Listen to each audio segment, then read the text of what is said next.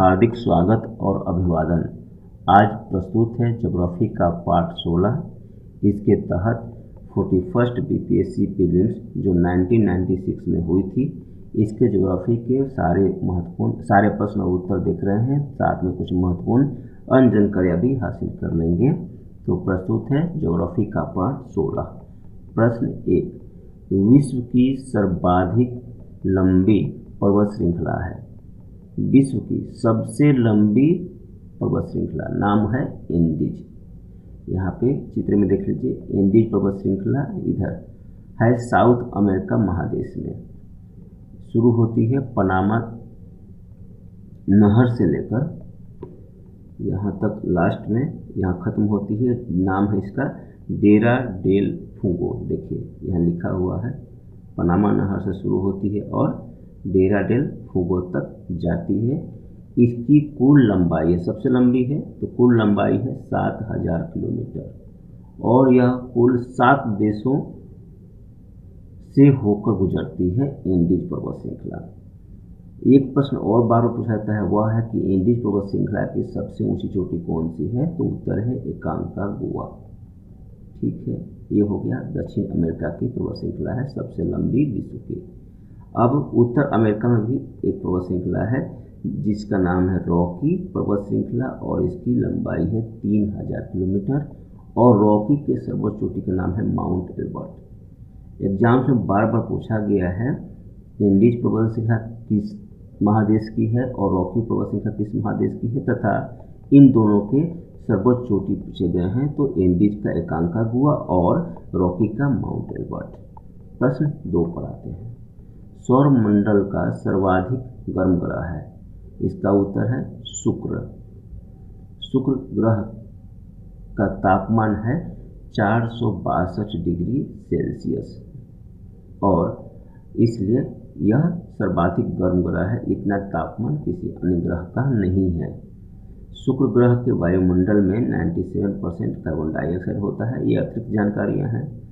शुक्र ग्रह को हम कहते हैं पृथ्वी का भगिनी ग्रह अर्थात सिस्टर प्लैनेट। साथ में यह पृथ्वी के सबसे नज़दीक है। इसे सांझ का तारा, भोर का तारा भी कहते हैं, हमने पहले भी देख लिया है इसका। और तापमान काफ़ी अधिक और इसलिए इसे चमकीला ग्रह भी कहते हैं शुक्र ग्रह को। इस तरह से प्रश्न 2 हुआ, सौरमंडल का सर्वाधिक गर्म ग्रह शुक्र। 3 में देखिए, हवा में जिस गैस की मात्रा सबसे अधिक है वह है, हवा में जिस गैस की मात्रा सबसे अधिक है वह है नाइट्रोजन। देख लीजिए यहाँ डायग्राम है। नाइट्रोजन में 78% वायु में 78% नाइट्रोजन होता है, फिर 20.9% चाहे 21%, कहीं कहीं 21% लिखा रहता है ऑप्शन में, 21% ऑक्सीजन होता है। फिर उसके बाद ऑर्गन होता है 0.90%, कार्बन डाइऑक्साइड होता है 0.06% और अन्य गैसें भी होती हैं। कुछ इनर्ट गैसेस भी हैं, कुछ मानवनिर्मित गैसेस भी हैं, ये सब होती हैं 0.17%। इस तरह से यह है गैस का कंपोजिशन जो वायुमंडल में होता है। सबसे अधिक 78% होता है नाइट्रोजन। चौथा प्रश्न है, सौरमंडल का सबसे बड़ा ग्रह है।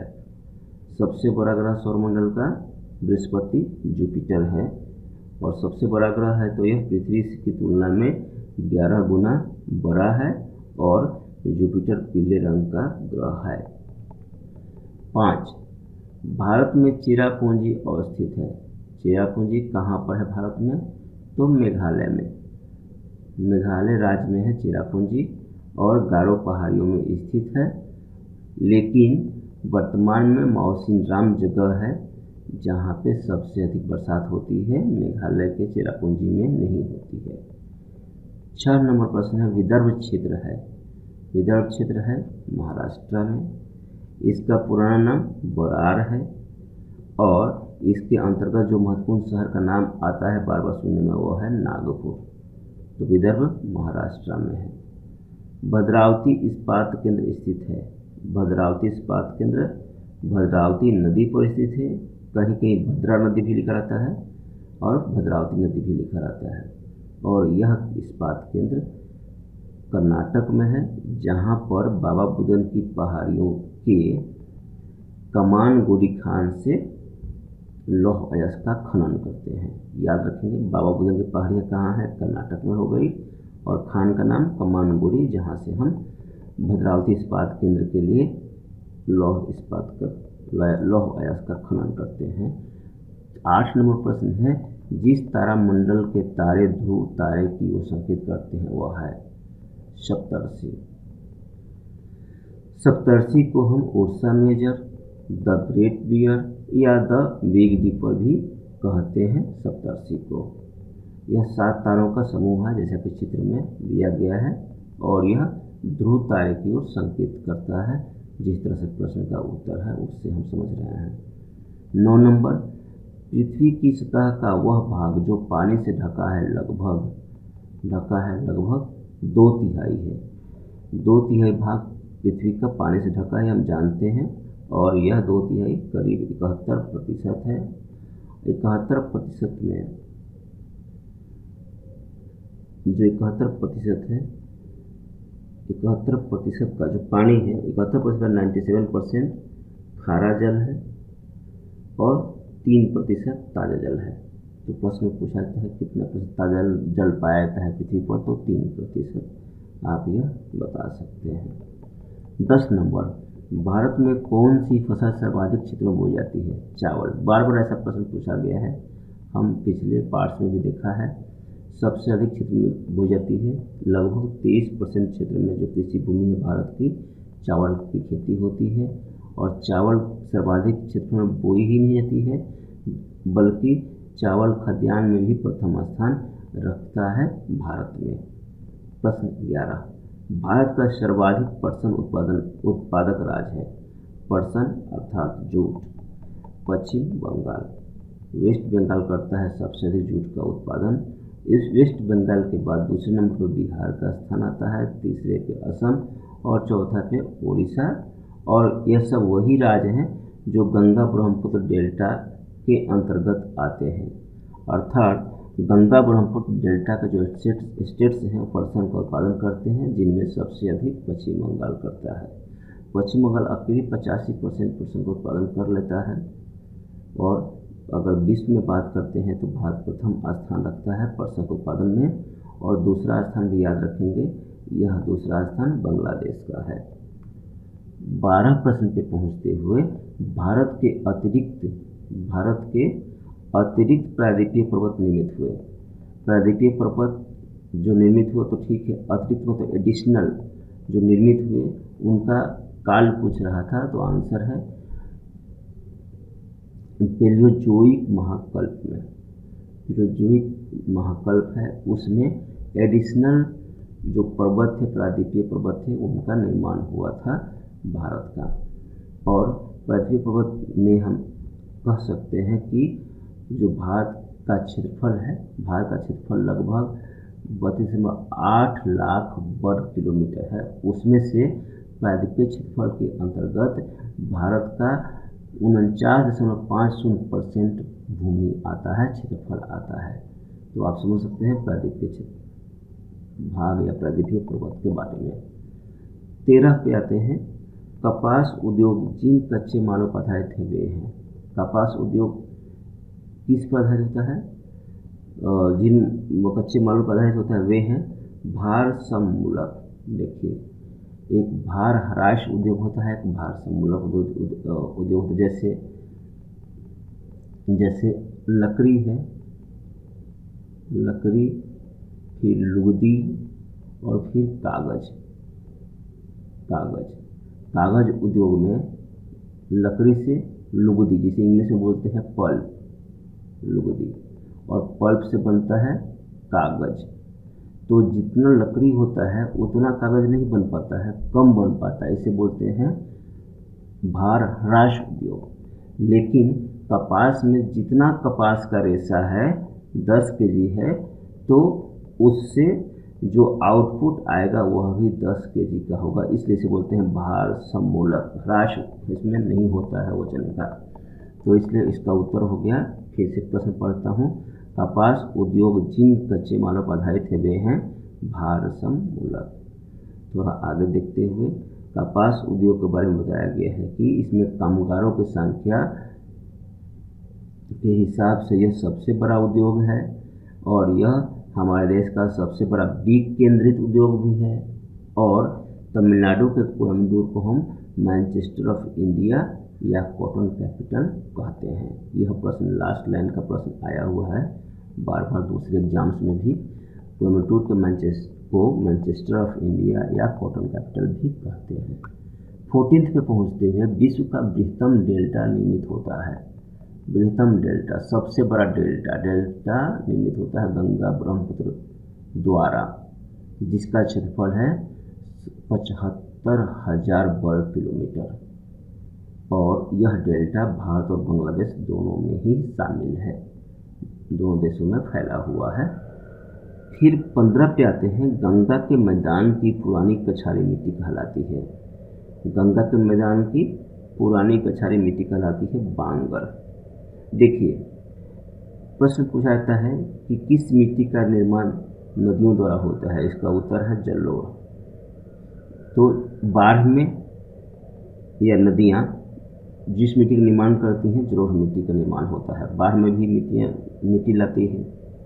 जो मिट्टी नई होती है, जलोढ़ मिट्टी जो नई होती है उसे बोलते हैं खादर। तो पहले जैसे ही नदियाँ मिट्टी लाई वो उसका नाम हो गया खादर। खादर के बाद जो मिट्टी पुरानी हो जाएगी उसे बोलते हैं बांगर। यही प्रश्न पूछा जाता है। तो प्रश्न है गंगा के मैदान की पुरानी कछारी मिट्टी कहलाती है तो बांगर कहलाएगी। और जो मिट्टी जलोढ़ पंख या जलोढ़ शंकु युक्त संरचना में है उसे बोलते हैं भाबर। तो जलोढ़ पंख और जलोढ़ शंकु युक्त संरचना की मिट्टी को बोलते हैं भाबर। तो मिट्टी का आपने देख लिया। प्रश्न 16। विश्व की सतह पर ओजोन परत की ऊंचाई है। विश्व नहीं, पृथ्वी की सतह पर ओजोन परत की ऊंचाई है। ऑप्शन में 40 से 50 किलोमीटर लिखा हुआ है, जबकि ओजोन परत की ऊंचाई है लगभग 32 से लेकर 60 किलोमीटर के मध्य। तो डेफिनेटली 40-50 इसी रेंज में आ रहा है, तो उत्तर होगा 40 से 50 किलोमीटर। हमने देखा है कल के पाठ में भी कि ओजोन परत का अवक्षय CFC क्लोरोफ्लोरोकार्बन के कारण से होता है। और ओजोन परत के बारे में यह भी देखा कि यह अल्ट्रावायलेट रेज अर्थात पराबैंगनी किरणों को पृथ्वी पर आने से रोकती है यह परत। और ओजोन परत को नापने की इकाई है डॉप्सन इकाई। तो इतनी बातें याद रखेंगे ओजोन के बारे में, ओजोन परत के बारे में। 70 नंबर, पृथ्वी पर मरुभूमि होने की संभावना अधिक रहती है। उत्तर है 23 डिग्री अक्षांश के आसपास के पास। जो भी मरुभूमि है 23 डिग्री उत्तर से 23 डिग्री दक्षिण अक्षांश के पास मरुभूमि होने की संभावना है, वो अधिक होती है पृथ्वी पर। और जो भी मरुभूमि होते हैं वह सामान्यतः अधिकतर देशों में उन देशों के पश्चिमी भाग में ही होते हैं।